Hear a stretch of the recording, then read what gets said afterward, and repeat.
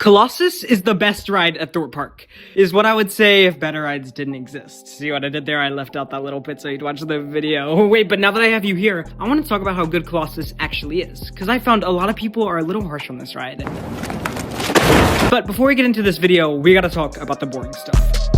Colossus was the first intimate 10-inversion coaster when it opened back in 2002. It's in the Lost City part of the park and costs £13,500,000, in case you cared. It reaches speeds of 45 miles an hour after the first drop. The rest of the layout consists of a loop, airtime hill, cobra roll, 2 corkscrews, a turnaround, 4 heartline rolls in a row, another turn, and then one last heartline roll just for fun. A bunch of people say the layout is repetitive, and the restraints are insanely uncomfortable. But is Colossus actually that bad? Well, no, it's not.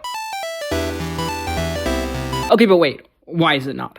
I mean, I will say the end of the ride is a little repetitive, but I think what really hurts the coaster are Thorpe Park's other rides. Like when you're surrounded by world-class attractions like Hyperia and Flying Fish, it's hard to compete. What I mean is Colossus isn't bad, there's just better coasters at Thorpe Park that leave it in the shadow. Honestly, I think this happens a lot, like with Gatekeeper at Cedar Point. This ride is awesome, and it's in my top 15, but when Millennium Force is across the park, it gets forgotten and left in the shadows. But the thing is, Colossus is so much more than a forgotten coaster. It's the base of Thorpe Park. We wouldn't have rides like Stealth or Hyperia if it wasn't for Colossus back in 2002. Heck, we wouldn't have rides like the Smiler if Colossus didn't break through the 10-inversion barrier. Another thing that gets Colossus lost is that it doesn't have the wow factor. Hyperia is tall, Stealth is fast, Nemesis Inferno is bad, the Swarm is a wing coaster, all Colossus is Colossus. But that doesn't make it bad. In all, the ride is forceful and super unique.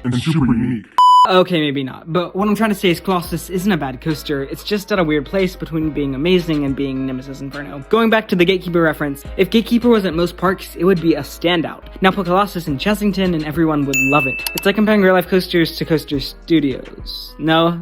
Okay. Basically, what makes a coaster good isn't that it's the best coaster in the park, it just gives a fun ride, whether that be good airtime or like a 9 billion barrel rolls. The only thing I could do to improve this ride is give it lap bars. And you know what? Please, Thorpe Park, I'm begging! But with how old the ride's getting, I don't see Colossus ever getting that treatment, unfortunately, and it's probably just gonna end up getting demolished for something new, which may not be the worst thing. But at the same time, I'll definitely miss it, because even if it's not the best coaster ever, it's fun, and that's what matters. Okay, yeah, also it has a bunch of barrel rolls.